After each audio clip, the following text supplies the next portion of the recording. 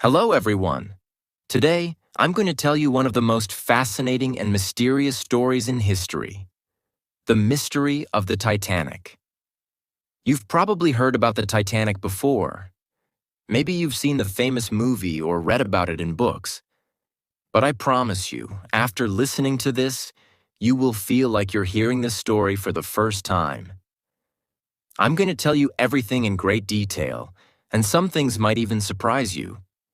So, sit back, relax, and let's dive into the world of the Titanic. By the end of this story, you will not only learn about the Titanic, but also improve your English skills. The Titanic was not just a ship. It was a dream, a symbol of luxury, success, and human achievement. Let's go back to the early 1900s when ships were the main way to travel across oceans. At that time, two shipping companies, White Star Line and Cunard Line, were competing to build the best and most luxurious ships in the world. Cunard Line had two fast and famous ships, Lusitania and Mauretania. These ships were fast, but White Star Line wanted to do something different. They didn't just want speed, they wanted luxury, comfort, and size.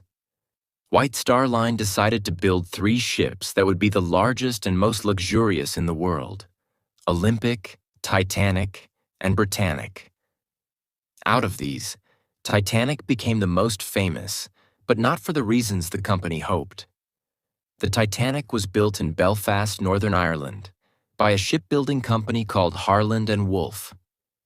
The construction started in March 1909 and took almost 3 years to complete. Thousands of workers worked day and night to build this giant ship. It was 882 feet, 269 meters long, and 175 feet, 53 meters, tall. Imagine this. The Titanic was almost the size of 3 football fields placed end to end. Now let's talk about why the Titanic was called unsinkable. The ship had 16 watertight compartments, and the engineers believed that even if 4 of these compartments filled with water, the ship would still float. This technology was so advanced at the time that people thought it was impossible for the Titanic to sink. The vice president of White Star Line, a man named Philip Franklin, was so confident that he said in front of the public, "The Titanic is unsinkable." Everyone believed it. The media wrote about it. It became the ship that could never sink. Now let's step inside the Titanic and see what made it so luxurious. At that time, traveling on the Titanic was not just a journey. It was an experience. The ship's interiors were designed to look like a 5-star hotel. In fact, many people said that the Titanic was even better than the best hotels in the world. The wood paneling on the walls was carved by hand and polished to shine. The stained glass windows sparkled in the sunlight. There were 2 grand staircases, and one of them, the first-class grand staircase, became iconic. It was decorated with iron railings, gold details, and a beautiful glass dome above it. This staircase connected several decks and was where wealthy passengers would gather to show off their expensive clothes and jewelry. The Titanic had more than just beautiful rooms. It had facilities that were rare for ships at that time.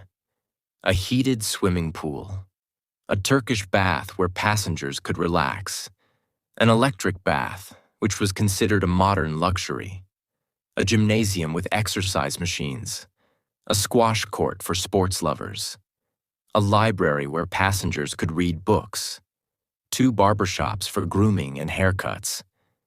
There were also restaurants, cafes, and smoking rooms where passengers could socialize. One of the restaurants, called the a la carte restaurant, was so fancy that you had to pay extra to eat there. The first-class cabins were decorated with silk curtains, elegant furniture, and the finest bedding. Even the second-class cabins were better than the first-class cabins on many other ships. The third-class cabins, though simple, were still more comfortable than those on most ships of that time.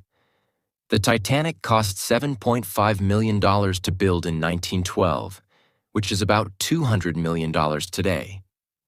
Tickets were also very expensive. A first-class ticket cost $4,350 back then, like paying $100,000 today. Second-class tickets were $60, about $1,500 today. Third-class tickets were $15 to $40, around $400 to $1,000 today. The Titanic was a luxury ship, and only the richest people could afford first-class tickets. When the Titanic was finally completed, people all over the world were excited. It was the biggest ship ever built. Famous actors, businessmen, and wealthy families booked their tickets months in advance. Everyone wanted to be part of the Titanic's maiden voyage, its first journey from Southampton, England to New York City, USA. The Titanic set sail on April 10, 1912. Crowds of people gathered at the port in Southampton to see the ship off. Families waved goodbye to their loved ones, and photographers clicked pictures of the grand ship as it slowly left the dock. On board were 2,224 passengers and crew members. Some of the wealthiest people in the world were there, including John Jacob Astor IV, one of the richest men in the world; Molly Brown, a famous socialite; Isidor Straus, the co-owner of Macy's department store, and his wife, Ida Straus. There were also immigrants traveling in third class, hoping to start a new life in America. For them, the Titanic represented hope and opportunity. The Titanic's journey started smoothly. The ship was cruising at a speed of 21.5 knots, which is about 10 kilometers per hour. Everything seemed perfect. Passengers enjoyed the luxurious facilities, relaxed in their cabins, and dined in the elegant restaurants. The weather was calm, and the sea looked peaceful.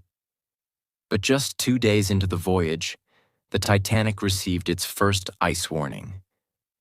It was a message from another ship, warning about icebergs in the North Atlantic. At that time, icebergs were common in the area, especially in April, but nobody worried too much. After all, the Titanic was unsinkable, right? The Titanic's journey continued, and by April 14, 1912, it had been sailing for 4 days. Everything seemed perfect. Passengers were enjoying their luxurious surroundings. The sea was calm, and the weather was clear. But no one knew that this peaceful day would turn into a disaster that the world would never forget. Throughout April 14th, the Titanic received 7 iceberg warnings from other ships in the area. These messages were sent through Morse code, a way of communicating using dots and dashes. Each warning informed the Titanic's crew about large icebergs ahead in the North Atlantic. Here's what happened with these warnings. Some of the messages never reached the captain, Edward John Smith, because they were not marked as urgent. Some were sent to the Marconi wireless operators, who were busy sending messages for passengers and didn't give the warnings much attention. Even the warnings that did reach the captain were not taken seriously. Captain Smith believed the Titanic was safe. The ship was advertised as unsinkable, and many people trusted this claim. Even though the warnings suggested danger ahead, the captain did not slow down the ship. The Titanic continued at its maximum speed of 21.5 knots, which is about 40 kilometers per hour. The night of April 14th was unusually dark. The moon was not visible, and the stars provided little light. This made it difficult to see anything in the distance. The sea was also unusually calm, which might sound like a good thing, but it wasn't. Normally, waves would crash against icebergs, making them easier to spot. But that night, the water was so smooth that the icebergs were almost invisible. On the ship's deck, 2 lookout men, Frederick Fleet and Reginald Lee, were stationed in the crow's nest, a small platform high above the deck. Their job was to watch for any dangers ahead, especially icebergs. They didn't have binoculars because the officer who had them left the ship before the journey. and forgot to hand them over. This made their job even harder. At 11:39 p.m., everything changed. Frederick Fleet, sitting in the crow's nest, saw something dark and massive directly in front of the ship. At first, he wasn't sure what it was. Then, as the Titanic got closer, he realized it was an iceberg, a huge one. Fleet immediately rang the warning bell 3 times. This was the signal for danger. He then grabbed the phone and called the bridge, where officers controlled the ship. He shouted, "Iceberg right ahead!" The officers on the bridge, including First Officer William Murdoch, reacted quickly. Murdoch ordered the crew to turn the ship to the left, reverse the engines to slow the ship down. But it was too late. Just 37 seconds after the iceberg was spotted, at 11:40 p.m., the Titanic crashed into it. The iceberg was enormous, 200 feet high and 400 feet long. According to researchers, it was about 100,000 years old and weighed around 1.5 million tons. The collision caused pieces of ice to fall onto the deck of the Titanic, but the real damage was happening below the waterline. This is one of the biggest mysteries of the Titanic. How could a piece of ice damage a ship made of solid metal? To understand this, let's look at a few important details. 1. The iceberg's weight and strength icebergs are not soft like ice cubes in your drink. They are massive and solid, with sharp edges that can act like knives. The part of the iceberg above water was only a small fraction of its total size. Most of it was underwater, making it extremely heavy and powerful. 2. The Titanic's steel. The Titanic was made of steel, but the steel used in 1912 was not as strong as the steel we use today. It became brittle in very cold temperatures, and the North Atlantic was freezing that night.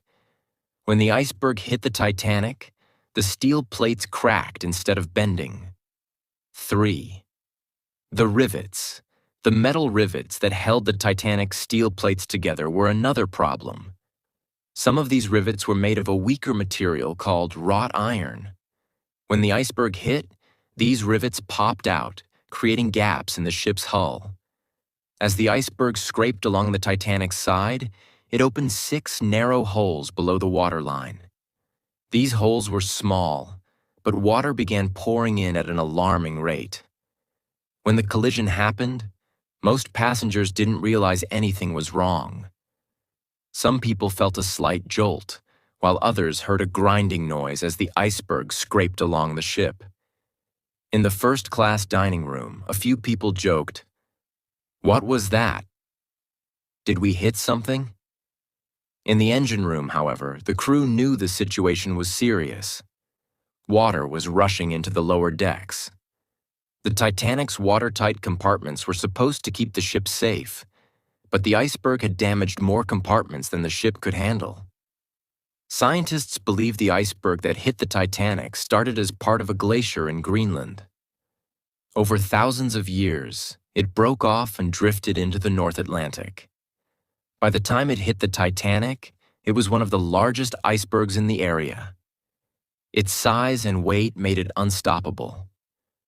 By midnight, water had flooded the first 5 compartments of the Titanic. This was a critical problem. The ship's design could handle flooding in 4 compartments, but not 5. Captain Smith was informed of the damage, and he realized the Titanic was in serious trouble. The ship, once called unsinkable, was now sinking. But most passengers were still unaware of the danger. The music in the first-class lounge continued to play, and people were still talking and laughing. By 12 a.m. on April 15, 1912, just 20 minutes after the Titanic hit the iceberg, the situation became increasingly dire.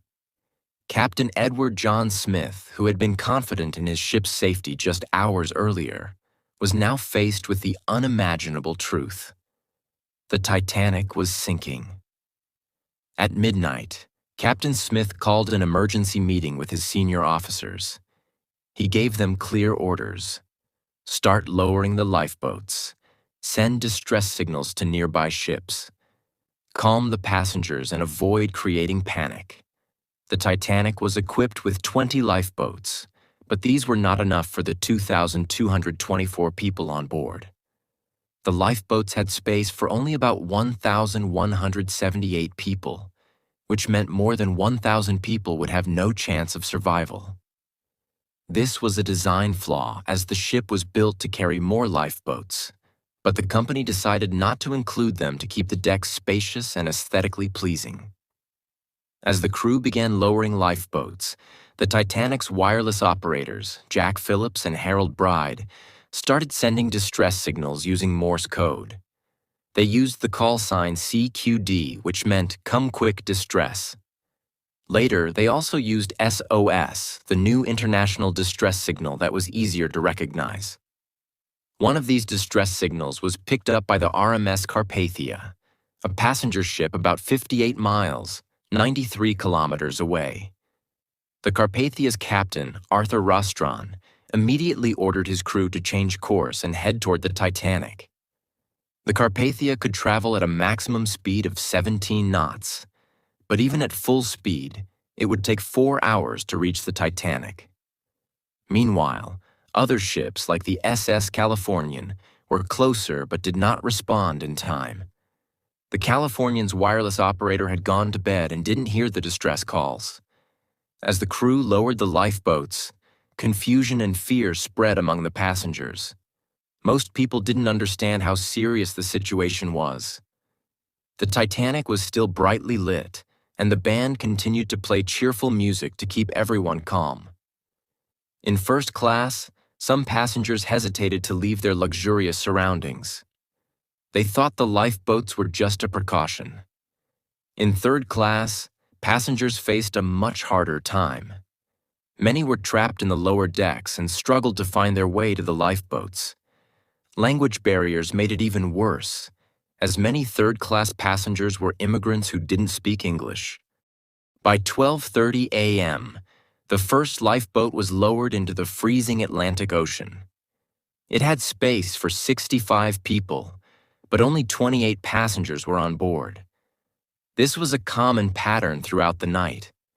Many lifeboats left the Titanic half empty because passengers didn't believe the ship was sinking or thought they'd be safer staying on board. As water continued to pour into the Titanic, it became clear that the ship's watertight compartments were not enough to save it. These compartments were designed to keep water contained, but they only extended partway up the ship. Once the water reached the top of these compartments, it began spilling over into the next ones. By 1:30 a.m., the bow, front of the Titanic was fully underwater.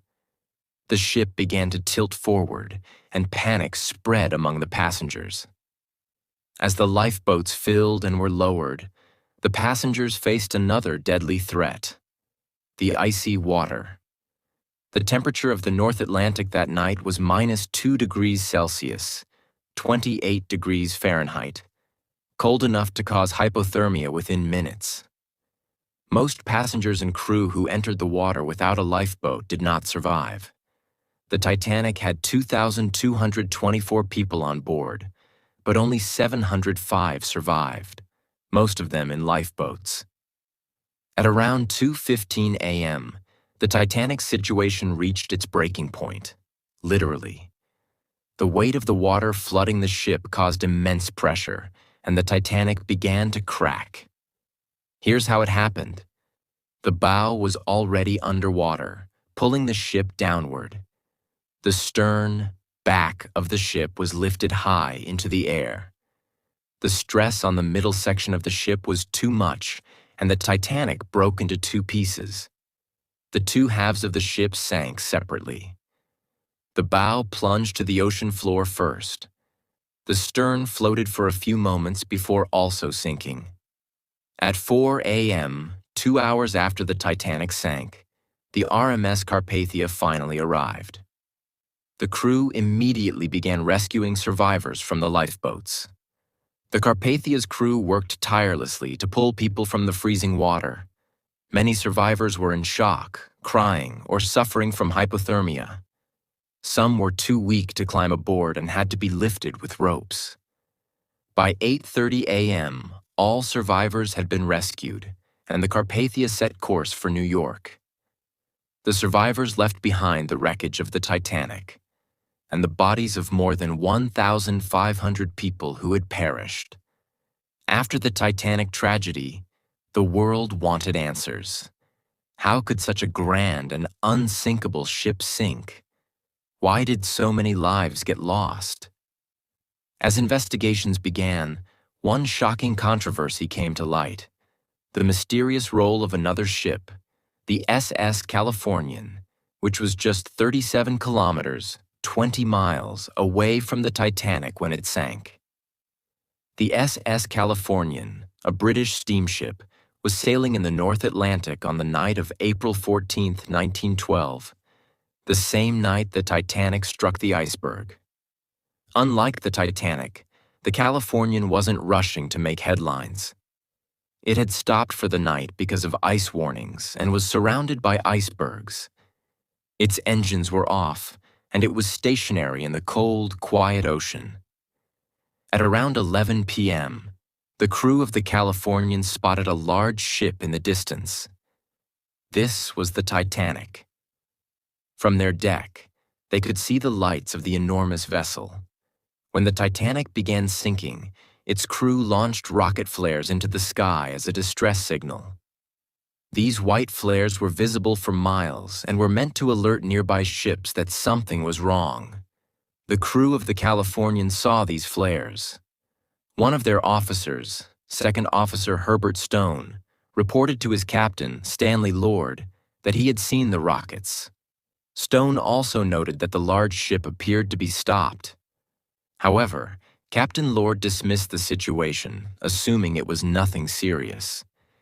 He believed the ship might be holding a party or celebration, which was not uncommon for wealthy passengers.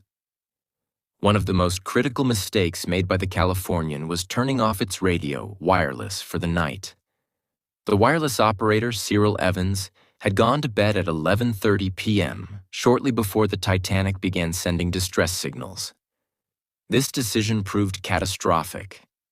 If the Californian's radio had been on, its crew would have heard the Titanic's SOS calls and could have responded immediately. The ship was close enough to reach the Titanic in time to rescue hundreds of passengers who later died in the freezing water. The question remains: could the Californian have truly saved lives? Distance. The Californian was 20 miles away, a distance it could have covered in about 2 hours. While it might not have arrived before the Titanic sank, it could have rescued many people from the lifeboats in freezing water. The Titanic sank at 2:20 a.m., and the Californian could have reached the site by 2:30 or 3 a.m., far earlier than the RMS Carpathia, which arrived at 4 a.m. Even saving 100 or 200 more lives would have drastically reduced the scale of the tragedy. The controversy surrounding the Californian led to significant changes in maritime practices. 24/7 radio operators. Ships were required to keep their wireless radios manned at all times to ensure no distress signals would go unheard. Clear signals. New guidelines were introduced for distress flares, making it clear that rockets in the night sky always meant danger, not celebrations. Responsibility to investigate. Ships were instructed to investigate any unusual activity, such as flares or nearby vessels appearing stationary. Captain Stanley Lord's reputation was permanently damaged by the inquiry. Lord spent the rest of his life trying to clear his name, but the controversy followed him until his death in 1962. The Titanic was not just a ship, it was a symbol of human ambition, luxury, and dreams. But in one tragic night, all of that was lost to the icy waters of the Atlantic. Even today, over a century later, the Titanic remains one of the most fascinating stories in history. After the Titanic sank on April 15, 1912, it disappeared into the dark depths of the Atlantic Ocean. For decades, No one knew exactly where the ship rested. People could only imagine what it looked like under the sea.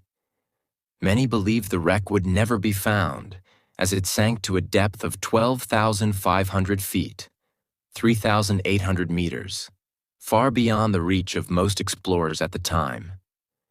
It wasn't until 1985, 73 years later, that the Titanic was finally discovered. Dr. Robert Ballard, a deep-sea explorer, and his team used advanced technology to find the shipwreck. They sent a robotic submarine to explore the ocean floor, and what they found was breathtaking. The bow, front of the ship was relatively intact, while the stern, back, was twisted and broken, evidence of the ship splitting in two before it sank.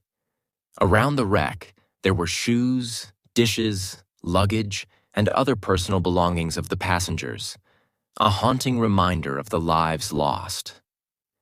Since its discovery, scientists have studied the wreck and found that it's slowly being destroyed. Bacteria and salt water are eating away at the metal. According to experts, the Titanic could completely disintegrate by 2030, leaving nothing but memories. Despite this, the fascination with the Titanic continues. It's not just about the ship itself, but what it represents. The ambition to build something extraordinary. The tragedy of overconfidence. The human stories of survival, loss, and courage.